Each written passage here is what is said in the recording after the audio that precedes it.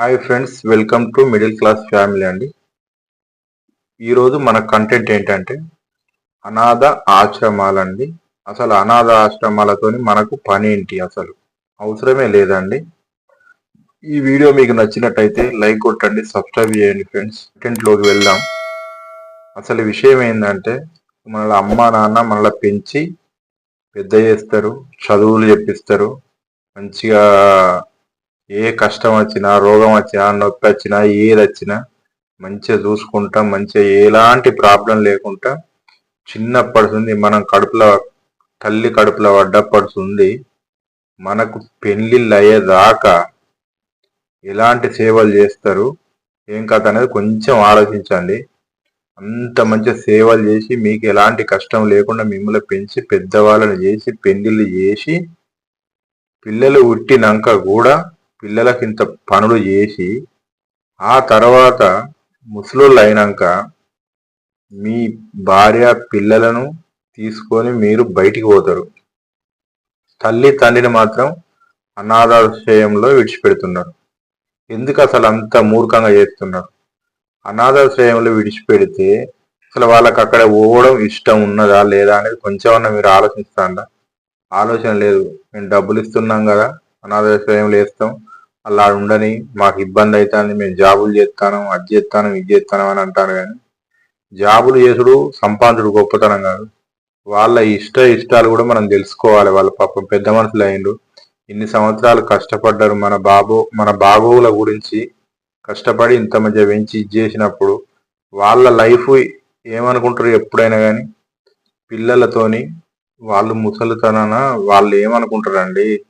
కనీసం ఇప్పుడు కొడుకు, కోడలు, మనవలు, మనవరాళ్ళతోని ఉండాలనే అనుకుంటారు తప్ప కానీ ఏ ముసలోళ్ళు ఎవ్వరు కూడా పోయి అనాథాశ్రయంలో బతకాలి, ఎవరు లేకుండా ఎవరో తెలియనితో బతకాలి అనే ఆలోచనే ఉండదు వాళ్ళకి అస్సలు కూడా.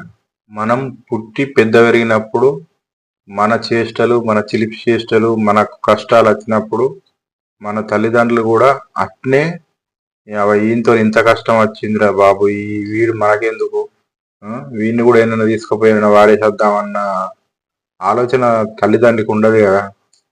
కాబట్టి రేపు మీరు కూడా ఖచ్చితంగా ఇదే స్టేజ్లో ఉన్నప్పుడు మీరు కూడా ముసలోళ్ళు అవుతారు, మీకు పుట్టిన పిల్లలు కూడా పెద్దవాళ్ళు అవుతారు, వాళ్ళ పెళ్ళిళ్ళు అయితే వాళ్ళు కూడా పెద్ద పెద్ద చదువులకు పోతారు, జాబులు చేస్తారు, వాళ్ళు కూడా ఒక లెవెల్ ఉంటారు. అప్పుడు మీ పరిస్థితి కూడా ఎట్లుంటది అంటే మిమ్మల్ని చూసుకునే అంత టైం వాళ్ళకు కూడా ఉండదు.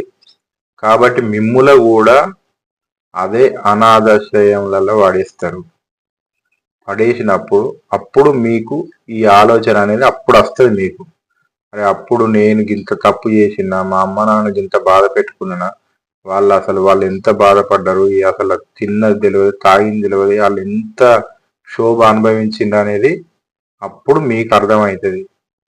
అట్నే ఇప్పుడు మీరు చేసిన ఈ తప్పుకు పాపం పిల్లలు, మనవలు, మనవరాళ్ళు, మీ అమ్మ నాన్న కూడా వాళ్ళు దూరం అవుతారు పాపం. ఈ పిల్లలు కూడా చాలా మంది ఏంటంటే కొంతమందికి అర్థం కాదు ఎంత చెప్పినా కానీ, అసలు పిల్లలంటే తాత, నానమ్మ, అమ్మమ్మ వీళ్ళ దగ్గర ఉంటే పిల్లలకు ఎంత సంతోషం ఉంటుంది అంటే పండుగలకైనా పబ్బాలకైనా వాళ్ళ దగ్గర పోతే వాళ్ళ ఆ థ్రిల్లింగే వేరుంటది, వాళ్ళ సంతోషం వేరుంటది, వాళ్ళ ఎంజాయ్మెంట్ వేరుంటది. మీ అమ్మ నాన్న కూడా పిల్లలతోని చాలా సంతోషంగా గడుపుతారు. వాళ్ళకి అంతకు మించిన లైఫ్ అంటూ ఇంకేమీ ఉండదు. అంతే వాళ్ళ లైఫ్. ఇప్పుడు వాళ్ళ ముసలోళ్ళు అయినాక ఏముంటది?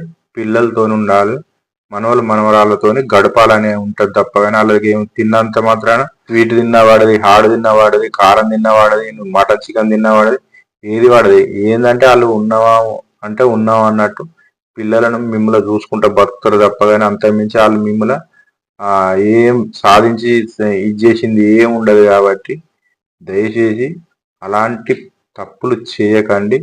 అమ్మా నాన్నను కానీ మీ దగ్గరనే పెట్టుకొని సాదుకోండి, మంచిగా ఉంచుకోండి, వీలైనంత వరకు చూడండి. ఈ వీడియో మీకు నచ్చినట్టయితే లైక్ చేయండి, సబ్స్క్రైబ్ చేయండి, కామెంట్ చేయండి ఫ్రెండ్స్. ఎవరికైనా ఈ వీడియో కనీసం ఎవరికైనా ఒక్కరికైనా రీచ్ అవుతుందని నేను అనుకుంటున్నాను. కాబట్టి మీరు లైక్ చేస్తే, కామెంట్ చేస్తే కొంచెం ముందుకు వెళ్తుంది. వీడియో ఎవరికైనా ఎవరికి చూసి వాళ్ళైనా మారుతారు కాబట్టి ఈ వీడియో ముఖ్య ఉద్దేశం అది అండి. బాయ్ ఫ్రెండ్స్, జై హింద్.